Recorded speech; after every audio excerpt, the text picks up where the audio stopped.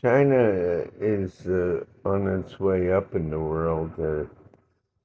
Since Mao Zedong developed what they call a Great Leap Forward, and there was a couple of reinventions of the Great Leap Forward throughout the years.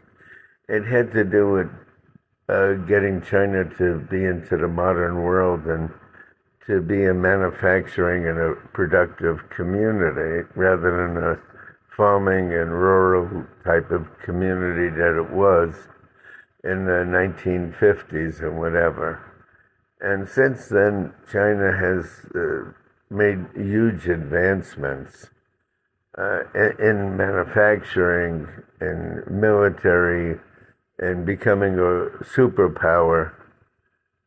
And it's inevitable, I feel, that China will wind up to be the number one superpower within the next 15, 20 years for sure. With Taiwan as well as Hong Kong, I also think it's inevitable that they'll be under Chinese rule or there'll be some agreement that they're part of China and partly self-ruled with a lot of Chinese influence. China has done everything it could to put its people to work, and the United States almost went in reverse. And right after World War II, the United States was great with manufacturing, automobiles, and everything. And slow but sure, the CEOs of companies, the politicians who looked the other way, outsourced all the manufacturing, and a lot of it went to China. And China and the United States are great trading partners, but there's, I believe, a $350 billion deficit between the United States and China. China has the advantage of being getting a greater share of the trade than the United States. The United States is in a deficiency, and China is to the plus because of all the manufacturing that China does. And China is kind of like a quiet giant that's been expanding and expanding all over the world. They've put their people to work. They create jobs for their people.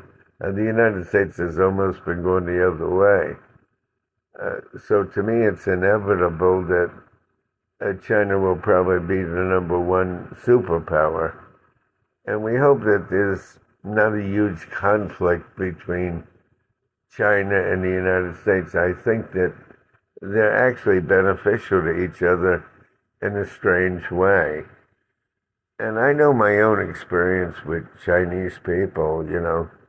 A lot of Americans think of the Chinese food or the Chinese laundry. And if you've worked in hospitals, there's a lot of Chinese doctors and medical personnel. And China basically, the Chinese people basically are a community that almost sticks to itself. As such, so does the East Indian people, Mid-Eastern people like Pakistan, whatever, with the Muslim cultures, they stick to themselves. And they don't integrate that much into socially into regular society in America. But then again, they don't cause any trouble. They're not people that cause a problem generally, from what I could see. And they're very cordial and respectful. And, you don't have any negative feelings towards them because they haven't really done anything to anybody in a negative way. But I think China will be number one by either evolution or revolution. And I really hope it's not revolution. Evolution means in time, due to their industrial development, their manufacturing, and their single-mindedness about feeding their people and getting their people ahead, that the revolution won't be necessary. So I would say to China, Do it by evolution and not revolution.